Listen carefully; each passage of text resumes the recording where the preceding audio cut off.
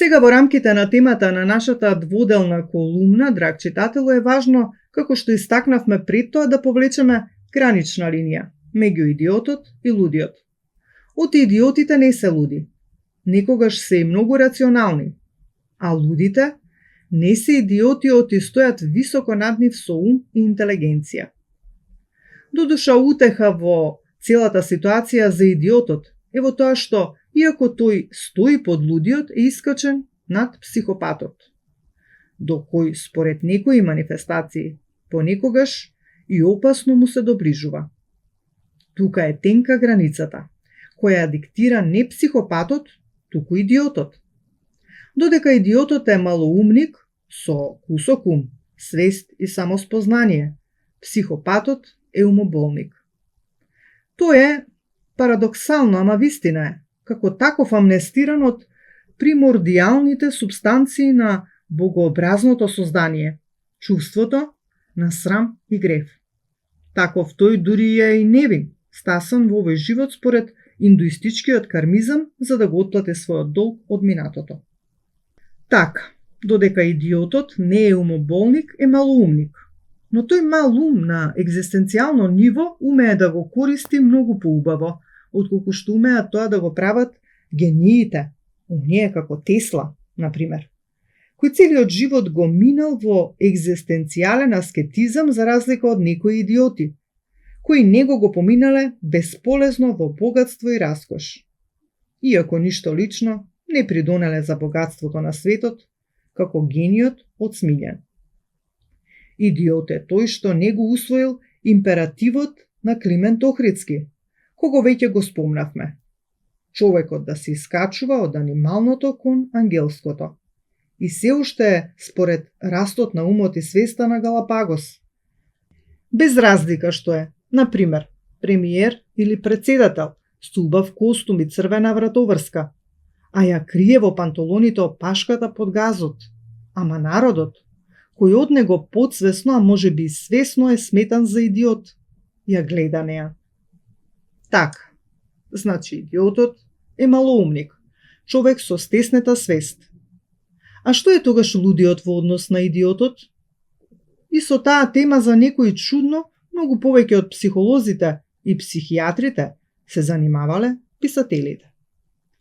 Меѓу нив пак стрчи Достоевски како еден од најдлабоките истражувачи на човековата душа.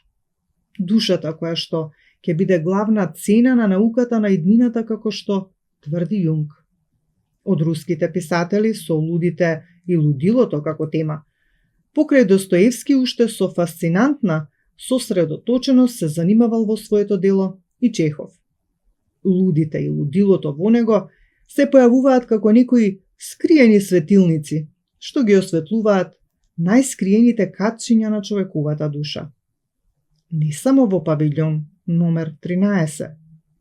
Кај Достоевски дистинкцијата пак меѓу вистинскиот и фигуративниот идиот, како еден вид измислен луд, проскрибиран од средината, е направена како што видовме на гениален начин во романот Идиот, со главниот јунак кнез Мишкин.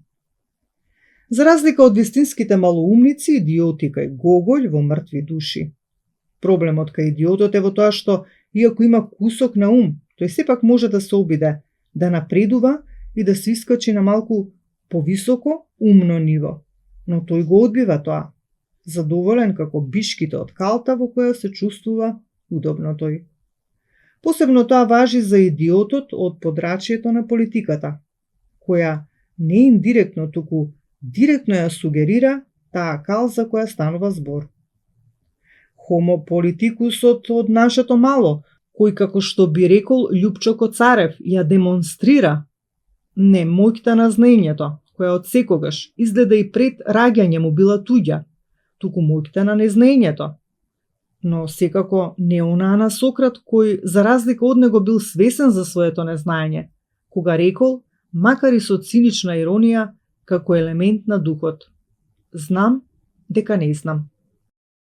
Тоа и таков е, скициран кратко, портретот на идиотот од подрачјето на политиката. Тој е лукративен и коруптивен, иако со скусен, но со практичен ум. Но не, се разбира, во кантовската смисла на тој поим. Тој и таквиот Homo politicus кој вирае од 1990 наваму на македонска почва е бујат и неискоренлив како коров. Со еден збор, тој не е луд, бидејќи нема перформанси за тоа, интелигенција и вишок на ум. И еве ја и тука, драг читателу, битната разлика воопшто меѓу идиотот и лудиот. Идиотот е лукративец. Гоголј тоа перфектно го детектира. И дебело кожец, лишен од душа и чувства. А лудиот е хиперсензибилно битие, притоа и екстра интелигентно во многуте своји мигови на луцида интервала. Сето тоа пак влегува во медицинската диагноза на лудиот и лудилото како шизофренија, или преведено на јазикот на сликата, расцеп на душата. Нејзин длабок хијатус. Помрачение што на мигови е полно со молни на луцидни просветленија на умот, честопати изразен во шифри, кои се тешки за разбирање и за психијатрите. Од нив нека не се навредат, пак тие шифри подобро и подлабоко ги разгатнуваат писателите. Такви растајнувања на лудилото и меланхолијата на човекот, чија душа е длабоко напукната, може да се најдат во делото и на Иво Андрич, кој во таквите истражувања на психата не заостанува ни педа зад Достоевски. Тој брилијантно го демонстрира тоа во неговото брилијантно дело, новелата Проклета Авлија со незиниот главен лик Джем Султан. Тој е најумната и најчувствителна душа во целокупната Отоманска империја, но имено и затоа е опасен за неа и е прогласен за луд. На крајот и вистински бива таков, затворен, покрај во вистинската зандана и во занданата на својот веќе ранет ум. И така натаму.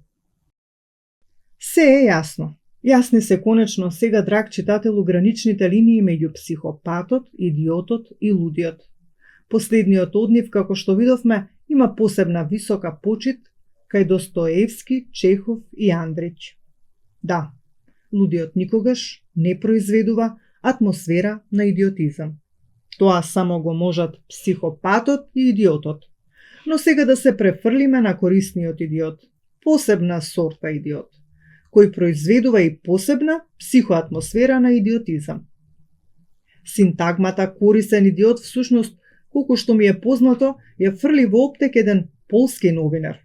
И таква, таа стана општо прифатена во новинарските и медиумските кругови во светот.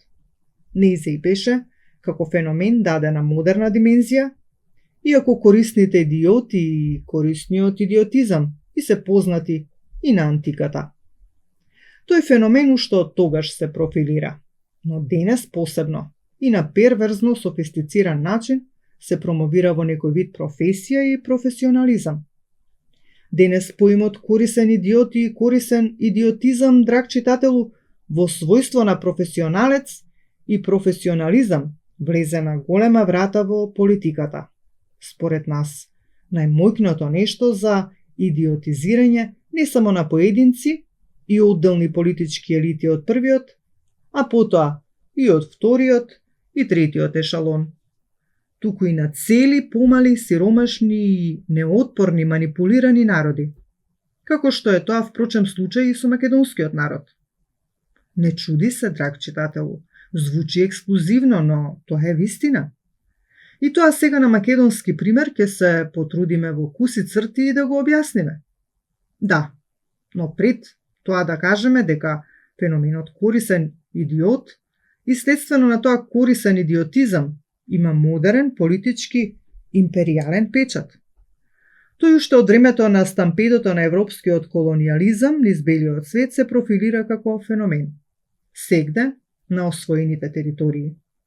За полесно да се владеат и материјално узурпираат тие, се бараат локални водачи, вазали со стеснетум, користени од колонизаторите како корисни идиоти за себе, а на штета на нивниот народ.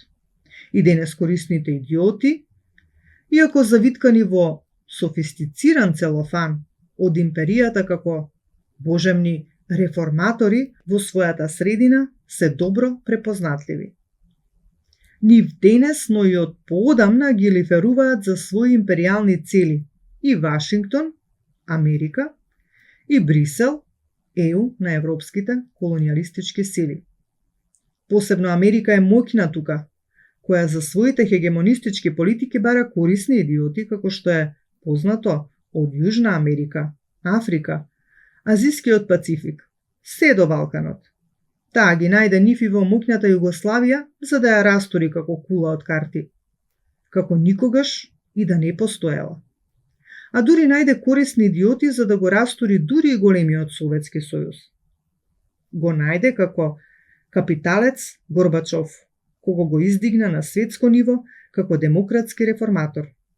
А откако ја заврши работата, растурајќи го и Варшавскиот воен пакт, Западот, кревајќи го на планетарен пиедестал НАТО, иронично за да даде на знаење колку за него вредат корисните политидиоти, дури и од таков грандиозен тип го стави Горбачов во шише.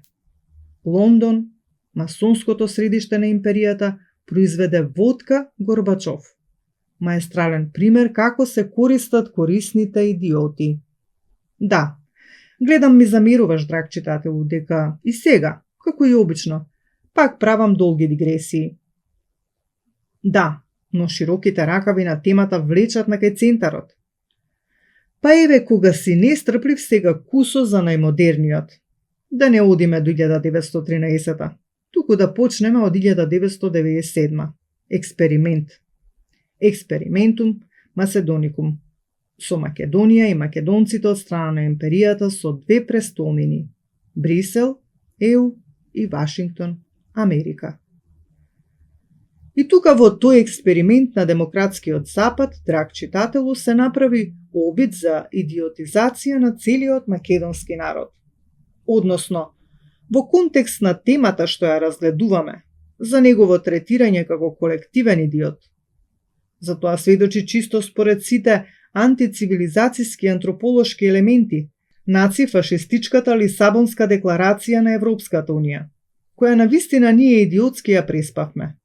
Политичари, интелектуалци, полуинтелектуалци, академици, универзитетски професори, научни работници, писатели и секакво слично ѓубриште, оти не може поинаку да се нарече.